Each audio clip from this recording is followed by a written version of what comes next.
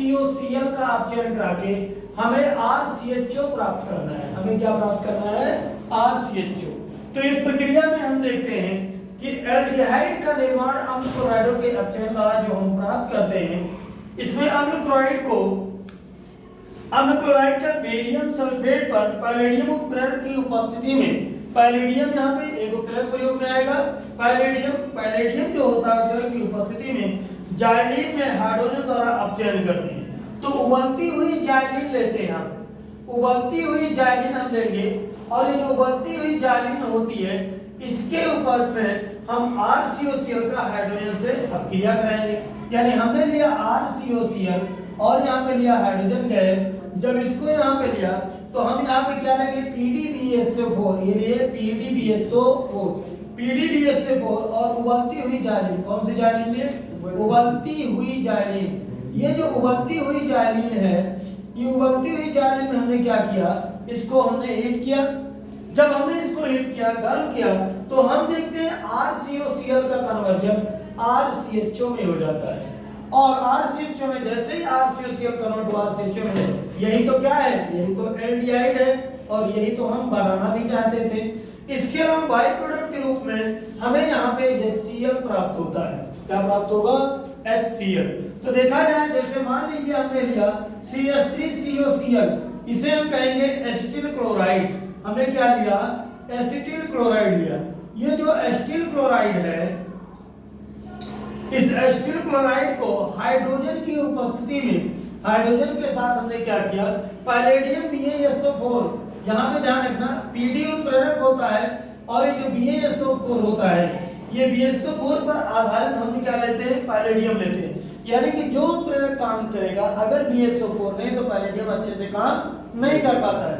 तो BaSO4 की उपस्थिति में पैलेडियम उत्प्रेरक के साथ हम जब उबलती हुई जाइलिन के ऊपर, उबलती हुई जाइलिन, कौन सी? उबलती हुई जाइलिन, ये उबलती हुई जाइलिन के साथ हम जो अपक्रिया कराते हैं हाइड्रोजन की, तो यहाँ पे हमारा प्राप्त होता है CH3CHO प्राप्त होता है और HCl। तो इस प्रकार अम्लों के अपचयन द्वारा हम एल्डिहाइड प्राप्त होता है एथिल अल्कोहल में। तो इस प्रकार BaSO4 का होना अति आवश्यक है ताकि आपका RCOCl कन्वर्ट हो एल्डिहाइड में। अन्यथा वो RCOCl या अम्ल क्लोराइड आपका एल्डिहाइड देने के बजाय बना देगा प्राथमिक अल्कोहल बना देगा। तो ये यहाँ पे BaSO4 पैलेडियम के विष की तरह कार्य करता है, जिससे उसका नियंत्रित प्रभाव रहता है और आपका RCOCl या अम्ल क्लोराइड से क्या प्राप्त होता है? एल्डिहाइड प्राप्त होता है।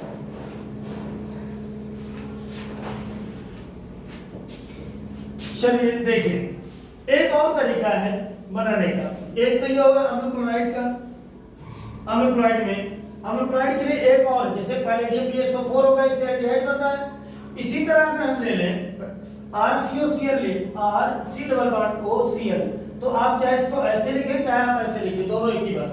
RCCl को हम lithium tertiary butoxy anhydrate, lithium tri butoxy, इस ब्यूटॉक्सी एल्यूमिनियम